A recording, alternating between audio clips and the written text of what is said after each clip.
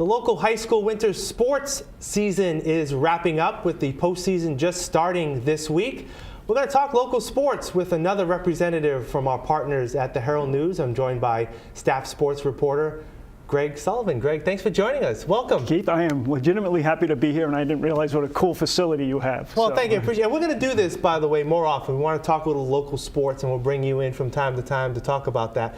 Winter sports season, postseason basketball this week.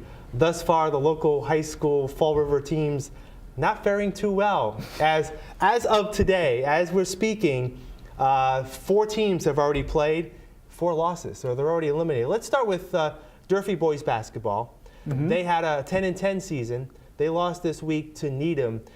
Give people sort of an update on the Hilltoppers this year, and obviously they lost. They're out of the season is officially over, but what kind of season did the Hilltoppers have in terms of the men? And the Durfee, from what I saw about a third of their games. Yeah. They kind of played up or down to the competition an awful lot. Yeah. The very best I saw them was in a close loss to Brockton at home, and Brockton played very well that night. Very big, good outside shooting, and Durfee hung right with them.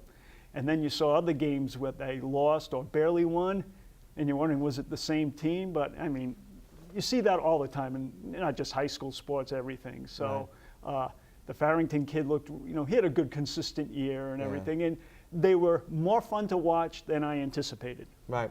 And, the Big Three this year really wasn't as powerful as it has been in the past. A lot of times we will talk about Durfee teams past, but as a whole, the conference was pretty much middle of the road. There wasn't like one of those, usually Brockton, New Bedford, or Durfee will have sometimes a runaway season and be a high seed in the South Section tournament. Not really this year. Nope, not so much. Well, I'm still curious to see how Brockton is going to do in the South. They play a killer schedule. Right. If they wanted to soften it up a little bit, could they be a higher seed? And you'd say, yeah, Brockton could do it. So not quite mailing it in on them yet, but yeah, it may not have been as up to down as powerful as before. Right.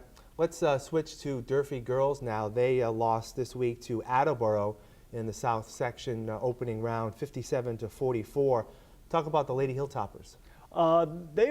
Their top scorer and player this year was Jordan Gorvin, and it's another case of we have a lot of parents in the past 15, 20 years who put a little wrinkle. She's a DYN, Jordan, so you got to be careful not to misspell it. For one thing, I'm old school. Especially in the newspaper, Mary and right? John, yeah.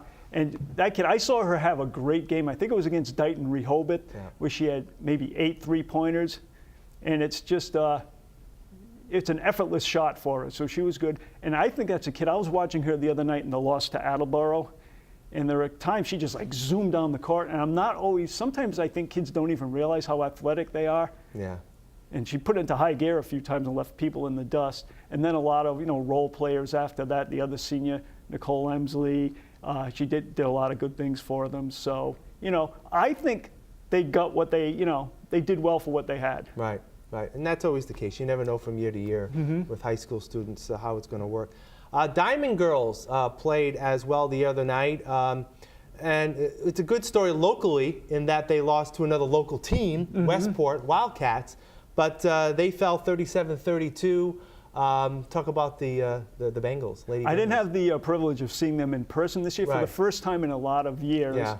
But I believe they split with Conley, or they split with Westport during the regular season. So what it is, if you go to watch a Diamond game, mostly you're going to see a bunch of not gigantic kids, just a bunch of scrappy kids. Exactly.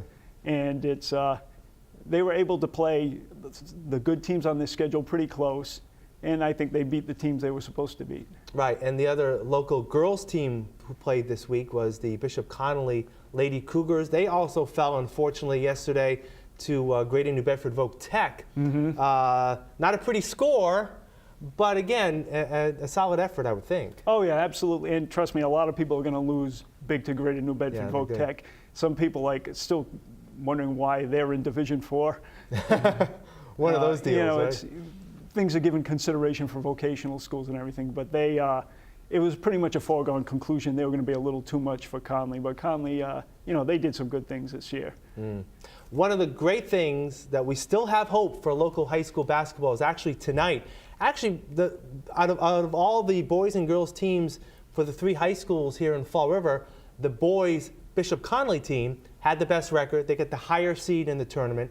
They will play Cohasset tonight locally here. Is that Connolly? It's right here at Connolly. So tonight you have an opportunity to see the Cougars play in postseason play. How have the Cougars been this year? They've been one of the more successful local teams in the past few years, obviously. They got off a little bit of a rough start. Then they hit their groove. They missed out on the league title because of a couple early losses.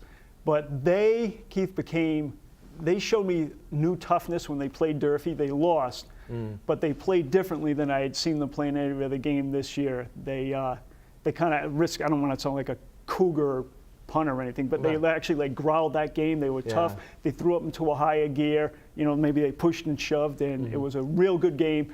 And you'd like to see, that come out tonight too. Right. And I believe they're a 4 seed in the section. I think that's where they are. Yeah. So they got a good shot again to make a run, which they've done, as we know, in the past, being champs. What, 2 years ago, 3 years ago now? 3 years ago, state champs, and back to the Eastern Mass final. Correct. They went to the Garden 2 years in a row, which is fabulous. Right. One other thing I want to bring up with you before we leave, you've done a series in the paper that debuted this week on a Durfee High School team 40 years ago that had a memorable game in the postseason against Catholic Memorial. For those of us who are nostalgic, talk about that two-part series. Okay, I wasn't at that game 40 years ago. It was Catholic Memorial. Ronnie Perry was the player in Massachusetts. In fact, he sort of was for several years. Right. Went to Holy Cross, I Holy believe, Cross, after that. yes.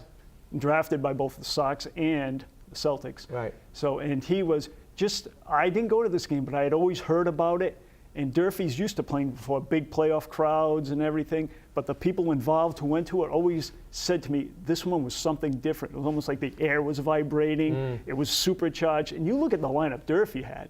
Durfee had 3 future Division I players in the lineup. When will you see that again? Or when have you seen it? Right. I mean, so just everything was there for a fabulous game, and I had the pleasure of, Ronnie Perry talking to him, just a total gentleman. And yeah, one older guy who I saw in an email or a comment exchange said, he's probably like 60 years old. He said it was one of the 10 best sporting events, not just high school, sporting events he ever attended. Right. It was just something different and spectacular.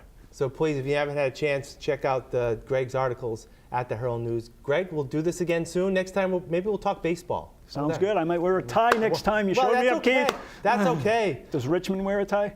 No, not from. He's in the office. You see how he dresses there.